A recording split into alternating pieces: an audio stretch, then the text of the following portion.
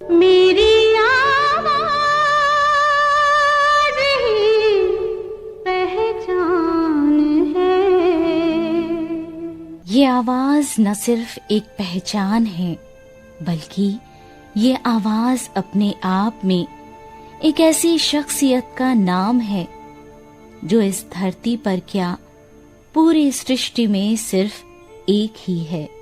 यूं तो कहते हैं इस दुनिया में एक ही शक्ल के कई लोग होते हैं, लेकिन इस आवाज और इस शख्सियत की पहचान उस सूरज और चांद की तरह है जो इस पूरे ब्रह्मांड में सिर्फ एक है। माता सरस्वती का अवतार, जिनके गले में स्वयं सुरों की देवी का है वास। भारत रत्न सुर साम्राज्ञी स्वर कोकिला लता मंगेशकर है उनका नाम। ये वो नाम है जो चाहे कितनी भी सदियां बीत जाएं, युग परिवर्तन हो जाए, पर इस आवाज की मीठी स्वर लहरियां फिजाओं में हमेशा गूंजती रहेंगी। इस आवाज के पीछे वो पवित्र चेहरा, वो पुण्य आत्मा हर संगीत प्रेमियों के दिल में अमर रहेगा। आज स्वर्गीय लता मंगेशकर जी के जन्म दिवस पर एक ही कलाकार कार्यक्रम में उनके गीतों द्वारा भावपूर्ण श्रद्धांजलि देने मैं हूं आपके साथ आपकी रेडियो दोस्त कीर्ति।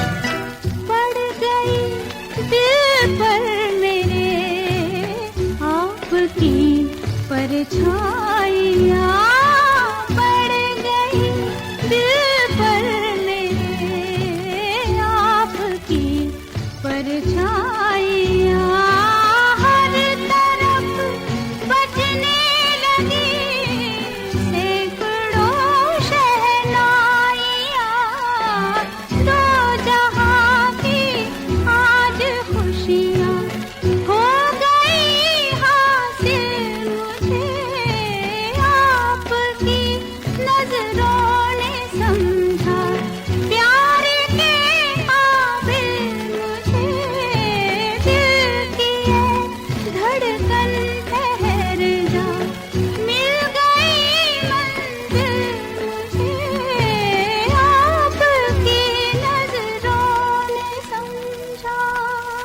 सुरों की मल्लिका कहें या स्वर कोकिला, लता मंगेशकर एक ऐसी शख्सियत थी जिनके जैसा न कोई था और न कोई होगा। हिंदी सिनेमा की दिग्गज सिंगर लता मंगेशकर भले ही आज इस दुनिया में हम लोगों के बीच नहीं, लेकिन अपने हजारों गानों में खूबसूरत आवाज का जादू बिखेरने वाली लता मंगेशकर हर पीढ़ी की चहेती हैं और हमेशा चहेती रहेंगी। लता मंगेशकर ने अपनी जिंदगी में अपने सुनने वालों को कई शानदार सदाबहार गाने दिए। 13 साल की छोटी सी उम्र में मराठी फिल्म के लिए अपना सबसे पहला गाना गाया, लेकिन उसके बाद उन्होंने कभी पीछे मुड़कर नहीं देखा। अपनी संगीत यात्रा के साथ साथ अपने से छोटे भाई बहनों की जिम्मेदारी निभाना लता मंगेशकर जी के व्यक्तित्व का हिस्सा था। इस सच पर यकीन कर पाना थोड़ा मुश्किल होता है, लेकिन जिंदगी की हकीकत यही है कि आज लता मंगेशकर इस दुनिया में हम लोगों के बीच नहीं है, लेकिन उनकी आवाज हमारे दिलों में हमेशा गूंजती रहेगी।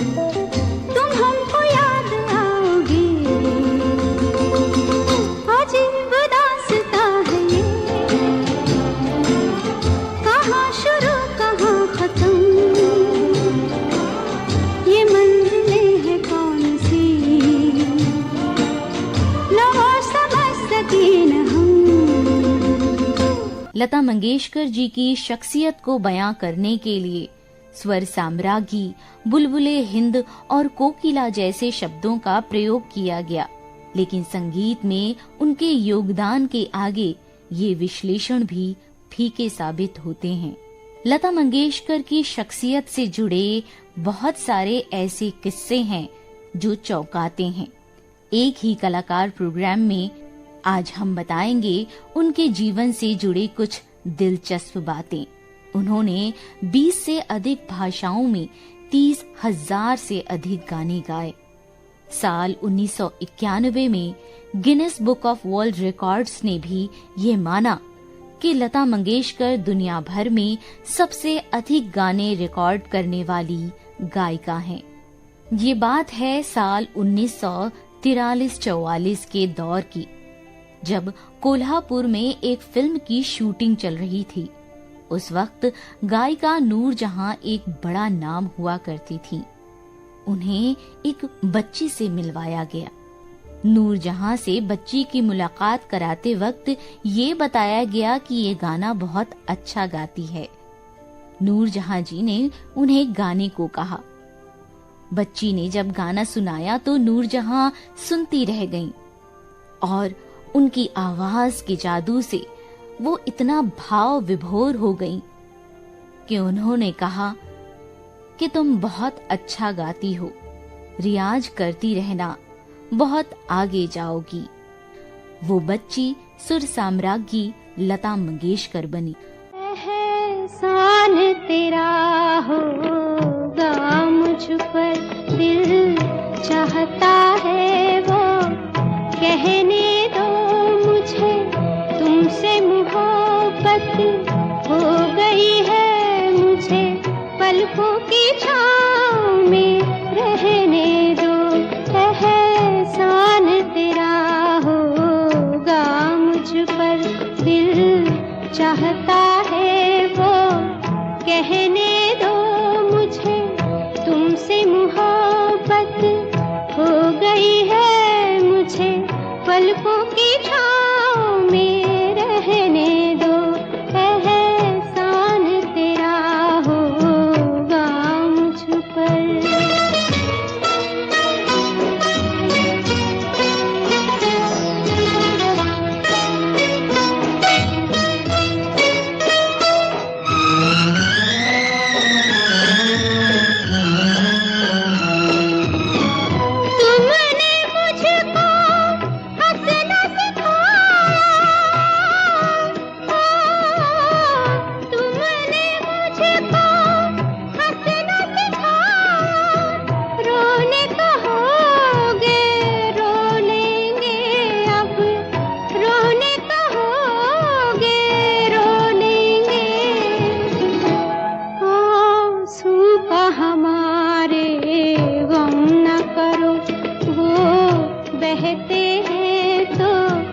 बहने दो मुझे, तुमसे मोहब्बत हो गई है मुझे, पलकों की छाँव में रहने दो।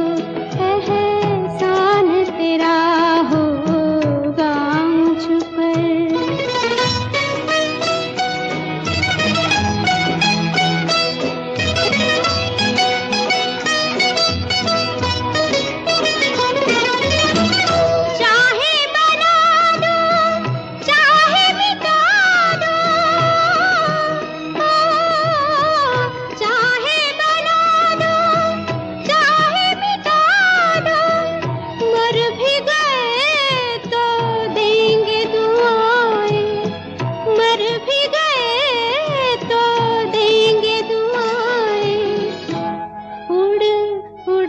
कहेगी खाक सनम ये दर्द मोहब्बत सहने दो मुझे, तुमसे मोहब्बत हो गई है मुझे, पलकों की छाँव में रहने दो।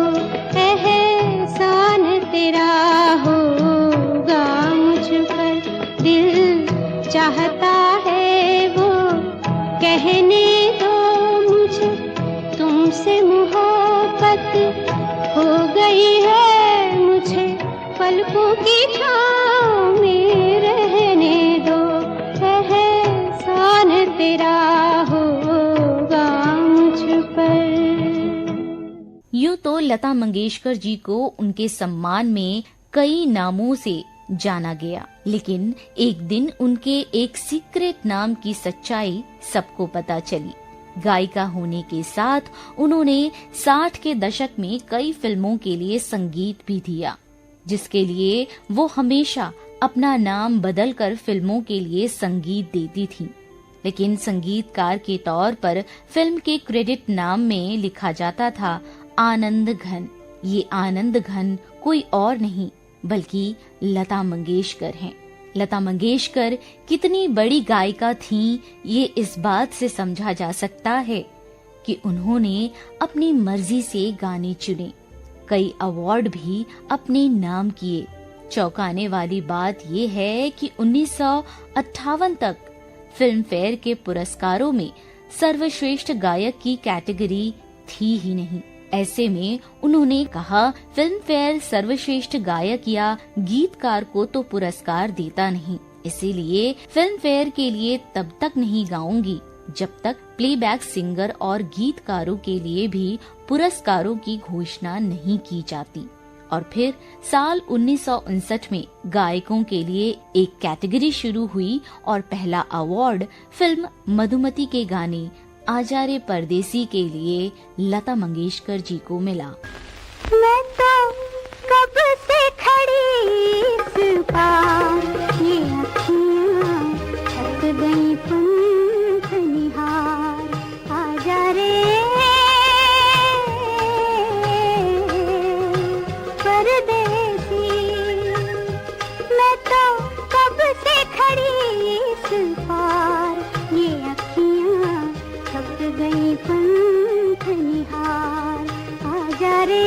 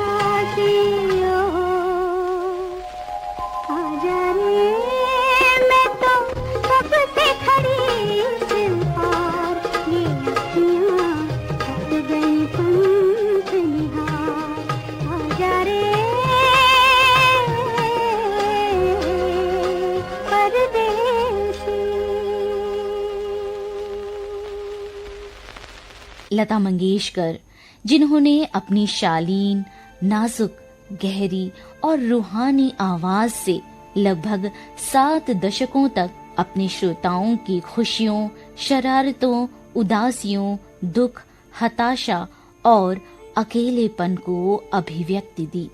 उनके स्वर कभी नहीं लड़खड़ाए। उनकी आवाज में वही ताजगी थी जो किसी बच्चे की आवाज में होती है। संस्कृत के श्लोकों का गायन हो या रामचरितमानस का गायन हो या उर्दू की गजल हो, लता मंगेशकर एक समान सहजता से सुमधुर स्वर में गाकर श्रोताओं को कुछ क्षणों में उनके स्वप्नलोक में पहुंचा देती थी। लता मंगेशकर एक ऐसी शख्सियत जिसको देखकर, सुनकर आत्मा तृप्त हो जाती है। ऐसे स्वच्छ निर्मल मन के व्यक्तित्व दुर्लभ होते हैं जैसे लता जी थीं। निश्चित रूप से लता मंगेशकर जी की प्रशंसा और श्रद्धांजलि में आज शब्द नहीं मिल रहे। लता जी का जीवन जितना सुंदर रहा है, उनके जैसा सुंदर और धार्मिक जीवन विरलों को ही प्राप्त होता है। लगभग 6 पीढ़ियों ने उन्हें मंत्र मुग्ध होकर सुना है और हृदय से सम्मान दिया है। आज हमारा ये भारत देश लता जी के गीतों के साथ जी रहा है। हर्ष की बात हो, विषाद की बात हो, ईश्वर भक्ति में, राष्ट्र भक्ति में, प्रेम में, परिहास में, हर भाव में लता जी का स्वर हमारा स्वर बना है। आज उनके जन्मदिन पर हम श्रोताओं की तरफ से उन्हें शत शत नमन और श्रद्धांजलि। लग जा गले के फिर हंसी रात हो न हो, शायद फिर से जन्म में मुलाकात हो न हो। लग जा गले